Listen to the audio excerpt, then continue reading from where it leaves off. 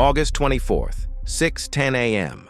The Black Sea, off Novorossiysk, in Russia's Krasnodar region. The sky was still choked with heavy fog. A group of 15 Ukrainian attack drones quietly appeared on coastal radar screens, flying in low formation, heading straight toward the naval base Russia considers impregnable in the south. After a journey of nearly 960 kilometers through the night, their engines were hot. Their fuel tanks were running on fumes. Far off, a faint signal showed a reconnaissance USV running alongside, maintaining a long-range data link. But not a single one turned around. Everything seemed normal, until a Russian patrol boat emerged from the thick fog of the Black Sea morning. The ship slid out like a steel ghost, carrying a slowly rotating Podlet K-1 radar. Suddenly, the lead formation of UAVs jerked sharply to the right. Electromagnetic interference flared off the sea surface. They had been spotted. The 14.5mm machine gun on the Russian ship roared, tearing through the cold, humid air. Shots swept through the formation, flying so close that the pressure wave from the bullets shook the drones violently. One grazed a wing, leaving a black burn mark on the carbon fiber. But these machines had no pilots. Only operators watching a grainy black and white screen in bunkers near Raya, thousands of kilometers from the battlefield. On the surface of the Black Sea, 3 missiles lifted off the launchers of Russian patrol boats, trailing white flames, whistling through the mist. They were Igla-S, shoulder-fired anti-aircraft missiles originally designed to shoot down helicopters. The reaction of the drones was almost instinctive. They scattered like a flock of sparrows, the formation breaking up, then reforming. Some climbed high, touching the clouds. Others dove low to the surface of the Black Sea. The Russian radar saw dozens of flickering signals, no longer able to distinguish between real targets and mirages. In the chaos, the technician reported several high-speed streaks that could be FPVs, small dots moving erratically across the screen. One missile lost lock, spun wildly, and plunged into the Black Sea near the shores of Novorossiysk. The second exploded harmlessly in midair, its proximity fuse triggered by empty space. But the third missile did not miss. It picked up the heat signature of the last UAV in the formation. It tore through the cold mist, turning the drone into a brief fireball that dissipated into the waves. The remaining 14 quickly regrouped, changed altitude, and then kept a southeasterly course, heading toward Russia's strategic port of Novorossiysk, now only 40 kilometers ahead. At that moment, the S-400 appeared on the screen. Its giant tombstone radar, silent for several minutes, suddenly lit up, switching from searching to locking on. On the screen, the dim dots turned into a glowing red menace. But this was no commercial UAV. It was the UJ-26, a stealthy autonomous weapon built to rip through any air defenses Russia once believed impenetrable. In the cockpit, the crew understood the game of predators had changed. Russian technicians are about to understand why their multi-billion-dollar air defense system is terrified of $35,000 drones. As soon as the UJ-26s are in range, the S-400 begins to light them. A 3 GHz radar beam is fired, scanning the Black Sea, waiting for the signal to be reflected back. On the screen, bright spots blink. Imagine radar working like sonar, but using radio waves instead of sound. The problem is that the UJ-26s are made of fiberglass and carbon, which reflects only about 10% of the radar energy of their metal bodies. From an altitude of 40 kilometers, they are so small on the screen that they look like seagulls. The operator can't lock onto the target reliably, so he tries something clever. Tracking with rocket fire pre-fire to force the target to self-illuminate on a reflective trajectory. The complex responds by using the missile seeker to send data back to the system. 2 48N6DM missiles leave the launch pad. Each costs approximately $2 million, built to hit targets worth hundreds of millions. But here, physics is on Ukraine's side. As the missiles soar, the UJ-26s dive. hugging the surface of the Black Sea just 10 meters above the wavefront. In the fog and noise, they become invisible dots on the display. The radar has to contend with sea noise and the radar horizon.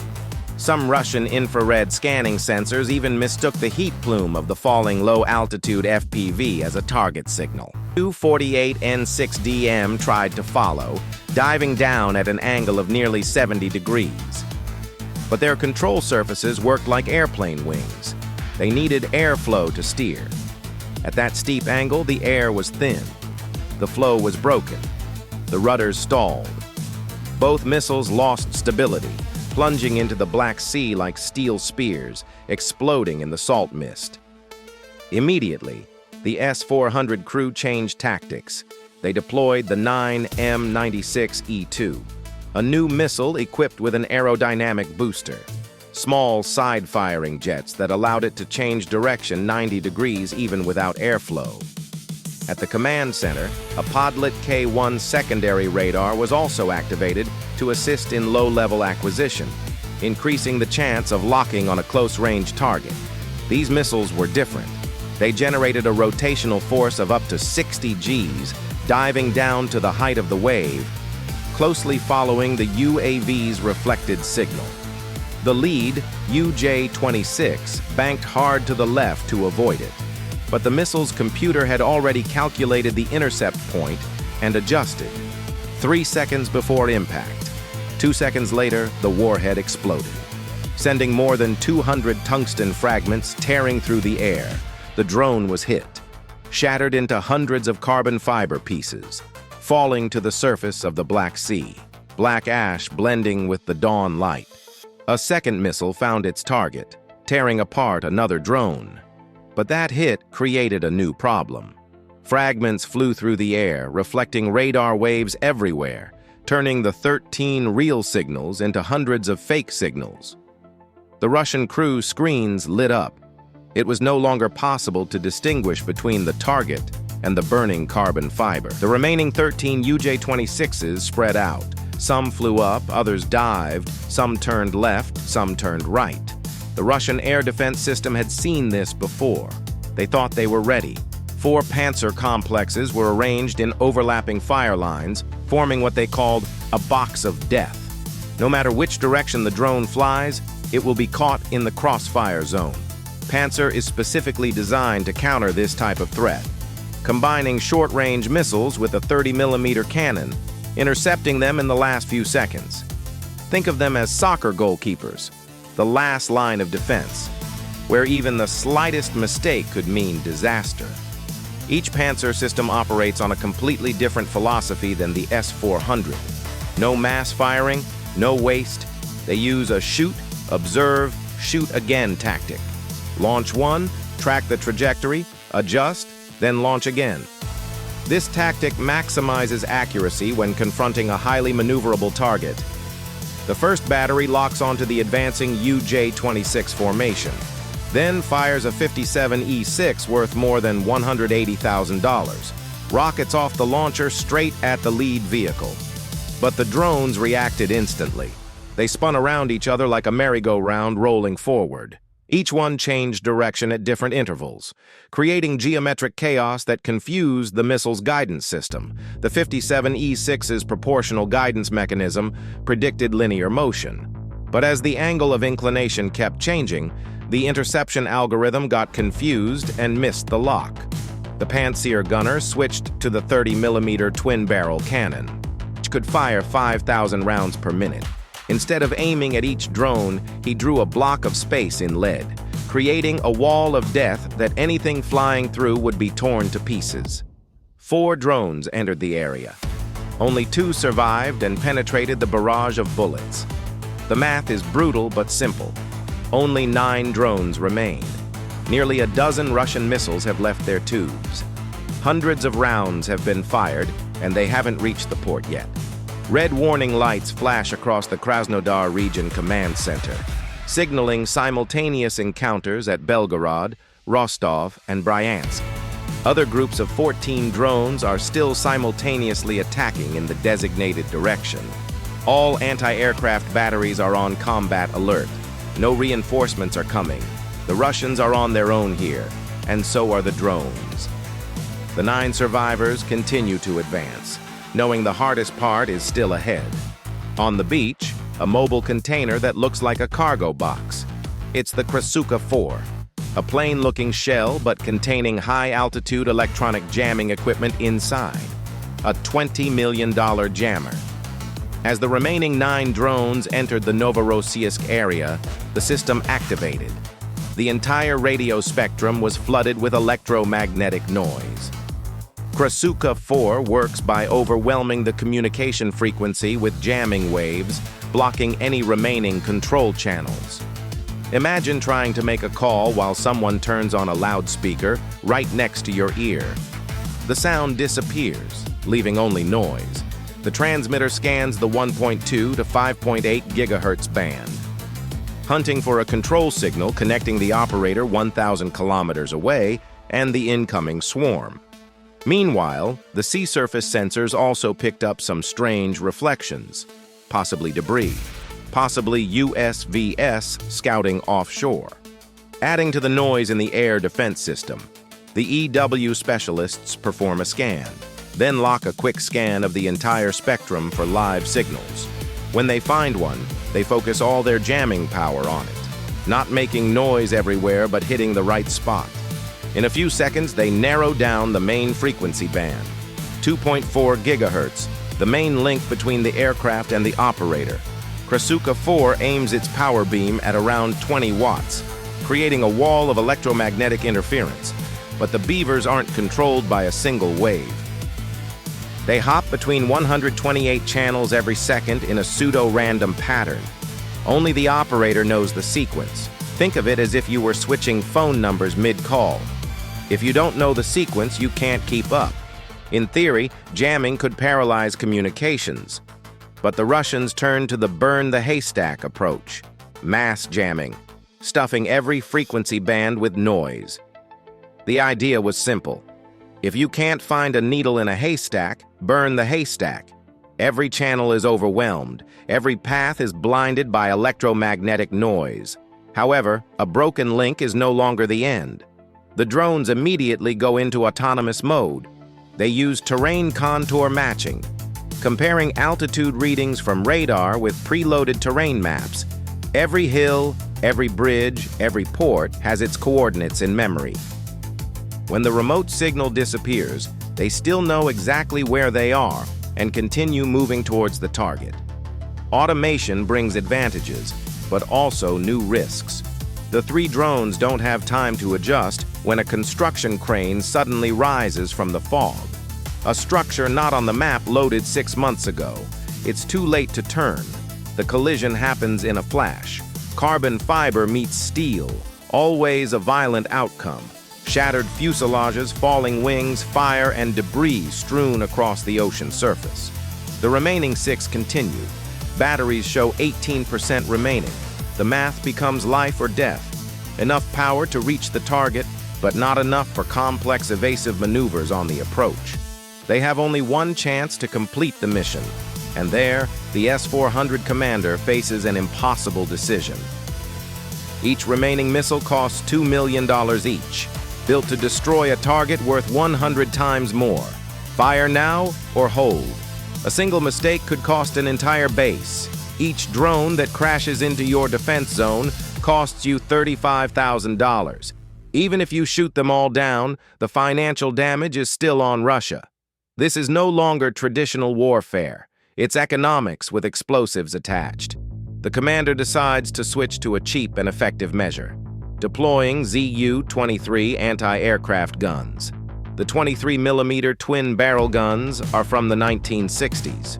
Crude, noisy, but the ammunition is only about $3 a pound. Hit or shatter, same result. The problem is that the Zu-23 needs a human eye to aim. These guns rely on optical observation.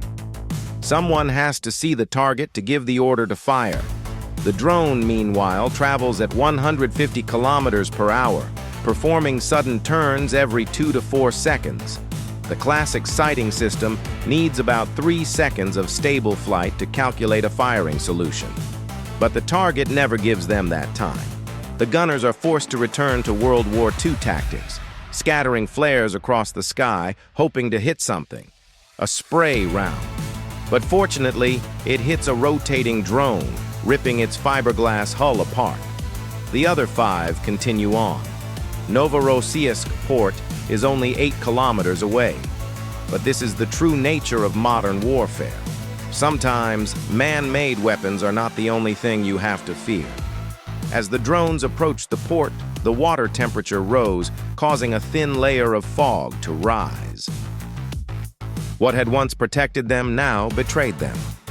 In a few minutes, the battlefield turned into a white maze where multi-million-dollar sensors were completely blinded. Visibility dropped to 30 meters. The Russians could not see the drones. The drones could not see the port. Everyone was fighting in the dark. The Pantsir thermal sensors, which could detect targets at 5 kilometers, were now powerless. The fog scattered infrared radiation like light. Even heat dissipated in the fog. Detection range drops to about 200 meters. Air defenses switch to area saturation mode. They no longer hunt individual targets, but instead erect firewalls at GPS coordinates and fire blindly at the anticipated approach corridors. 5 Ukrainian drones descend 3 meters above the Black Sea. Their radar altimeters pinging repeatedly to avoid the waves. Frost coats the lens. Every video stream becomes a useless blur. Operators in Ukraine looking through the satellite data link see only gray noise. They now fly entirely on GPS coordinates, trusting numbers more than feelings. Frustrated by their lack of hits, the Russians turn on GPS spoofing, powerful transmitters that broadcast fake coordinates, drowning out the real satellite signals. The technique is overlaying, sending out a stronger fake signal to make the GPS receiver trust the fake location. Imagine your car's navigation system telling you you're in another city. 2 drones follow fake coordinates, tilt sharply to the right, and then dive straight into the water, fooled by a location that doesn't exist, splashing water in the fog.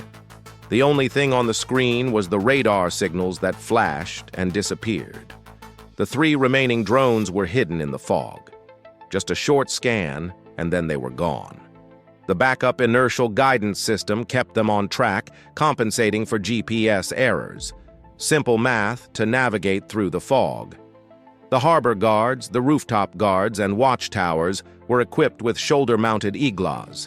These guns used cooled infrared seekers that could see heat radiation in the 3 to 5 micrometer range where the flames and engines were brightest. Now, the battle was on the last minute. 3 low targets, low batteries, and a whole array of sensors from human eyes to heat detectors waiting for that moment. The human eye sees only in the 4 to 7 micron range, but the igla's probe penetrates deeper into the infrared, detecting temperature differences as small as 0.5 degrees Celsius. The problem is that the Beaver's tiny 20-horsepower engine is only 40 degrees Celsius hotter than the surrounding air. In the warm mist of the Black Sea, they are virtually invisible. The Russians lie in ambush, waiting until they hear the mini propellers whirring overhead, then fire from behind where the exhaust heat is strongest. One missile hits its target. The proximity fuse detonates 5 meters from the drone, shrapnel ripping through the composite body and control wiring. The Beaver dives, exploding in the hangar. The other 2 continue on, weaving between 40-meter-high fuel tanks. While overhead, an Mi-8 roars by, its gunner spraying PKM rounds into the dark shadows in the mist.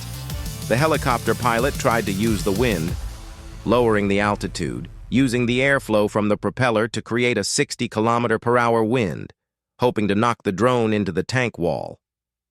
The wind waves hit the steel, but also blew away the fog, opening up the view for a few seconds.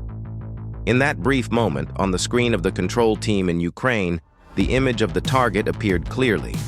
The giant cryogenic processing complex of the Novorossiysk port lying motionless ahead. The Novorossiysk complex's automatic safety system detected the approaching object. The threat assessment algorithms, which were programmed to prevent collisions with civilian aircraft, immediately switched to emergency mode. The siren resounded throughout the port. The emergency vent valve opened, releasing thousands of cubic meters of methane and ethane to reduce pressure in case the tank was breached. An invisible cloud of flammable gas begins to spread throughout the facility, just waiting for a small spark to become a massive fuel-air explosion. The defense forces have unwittingly created the perfect conditions for destruction. Industrial water trucks rush to the blocking points. Technicians attempt to shoot down the drones with high-pressure water jets. This is no ordinary fire hose. These industrial devices can penetrate wooden walls at a distance of 50 meters. One drone hits the water column. The pressure snaps its propeller blades like a dry branch. It crashes to the concrete floor, the warhead intact but harmless. The last beaver adjusts its course, its thermal camera locking onto the signature heat signature of the cryogenic facility. The mission is down to the last second, minus 163 degrees Celsius, the lowest temperature mark on the entire map. The operator switches to manual control via Iridium satellite, accepting a 2-second delay, enough to make navigation at this distance nearly impossible. 12% battery left, about 90 seconds of flight time. The UJ-26 suicide drone winds through a maze of pipes and towers. Each turn a gamble with time. Each turn burns precious energy. Security forces fire at the sound. Rifles, pistols, bullets hitting steel, sparking like metallic rain. A battery pack bursts, interrupting the data transmission. The operator flies only by estimate and memory of the map. 10 seconds to target, 5 seconds. Battery critically low. Engines losing power. But momentum will carry out the last leg. The last beaver made its way through the refinery's three-dimensional maze of pipes and pedestrian bridges. Its civilian GPS, accurate to plus or minus 5 meters under ideal conditions, was now off by 30 meters due to reflections and spoofing. Metal surfaces reflected the signal, throwing the navigation system off course. While the Russian spoof grew stronger by the second, but the UAV continued on by inertia, not by signal. The controller in Ukraine was tracking over a 2-kilobit Iridium channel. A few lines of raw data, altitude 3 meters, speed 40 kilometers per hour, battery 8%, heading 285 degrees, no video, no radar. Just numbers flashing every 2 seconds as the drone crawled slowly toward its final coordinates. The 2-second delay made the control a blind operation.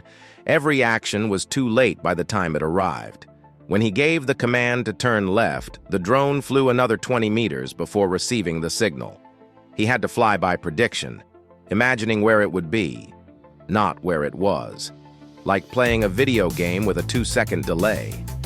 Amid the strobes, a frame flashed, a giant cylindrical tower, silver-plated pipes, warning signs in Cyrillic, and the cryogenic separation unit, the heart of the complex where the condensate was divided into its most valuable components. Below, security forces deployed the final line of defense.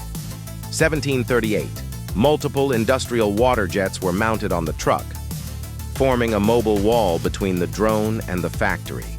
A gunner used acoustic sensors to pick up the direction of the engine noise, leading the target like a claymore shooter. The water jet hit the tail of the drone, causing it to spin violently.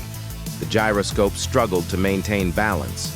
The engine roared at full power, draining the last of its energy.